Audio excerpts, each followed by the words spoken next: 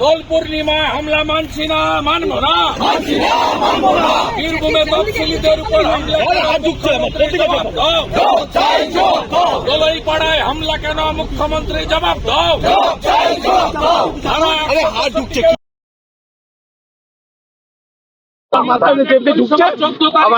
পর্যন্ত বন্ধ কেন, মুখ্যমন্ত্রী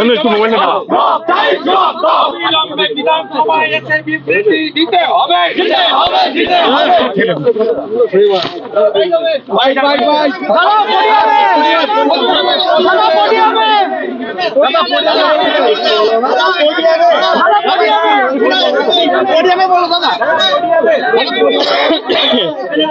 দাদা এখানে রেডি আছে, দাদা এখানে রেডি আছে, দাদা শুভেন্দু দা এদিকে।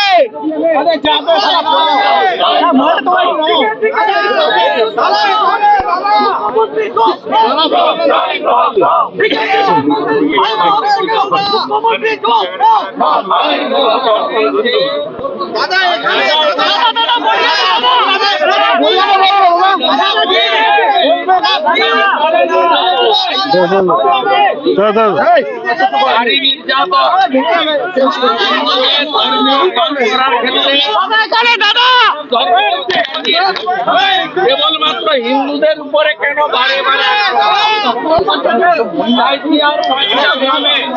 14 তারিখ থেকে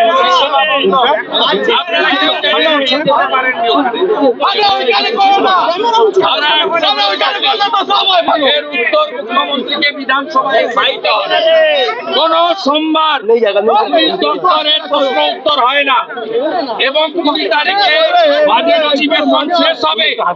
এবারেও গত 14 বারের মতো 13 বারের মতো এবারেও স্বরাষ্ট্র তথা পুলিশ দপ্তরের বাজেট গিলোটিনে পাঠানো হয়েছে।